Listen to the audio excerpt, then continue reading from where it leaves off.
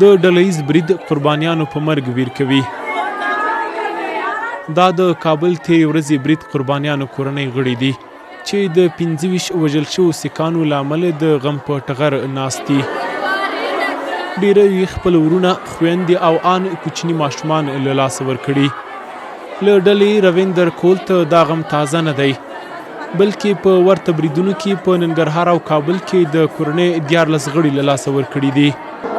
4 تا خوارایم شهید شد، 5 تا کاکایم شهید شد، آره بچه ورم شهید شد، دیگه بچه 2 تا بچه همیم شهید شد، خوشیم شهید شد در این روز در این پیاری.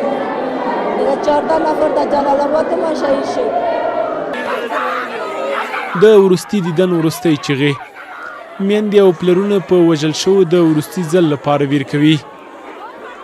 یاد خونړي برید د سیکانو استازي هم اندېښمن کړي دي. دا زموږ خاوره ده او هغه دښمنان له خوا چې موږ دومره قرباني ورکړي دي، موږ به مشترک مبارزه وکړو ټول افغانانو سره. دا زموږ خاوره، دا خاوره زموږ باندې حق لري. دا په افغانستان کې لومړنۍ پیښه نه ده. خلک په مساجد کې شهید شوي دي. ټول وژل شوي د کابل ښار مشخصې څنډې ته د سوځولو لپاره انتقالیږي او د تل لپاره د کورنۍ غړو له سترګو پناه کیږي. د سوځولو مراسمو لپاره ټول چمتوالی نیول شوی او ټول 25 وژل شوي هم مهاله وسوځول شول. خو دا مراسم هم له امنیتي ګواښ خالي نه وو.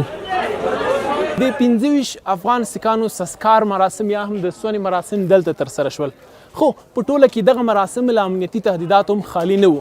له دغه ځای نه په یو څه فاصله کې یو چسپکي ماین هم چاودنه وکړه چې د لومړۍ معلوماتو پر اساس هیڅ چاته پکې مرګ ژوبله نه ده اوښتې.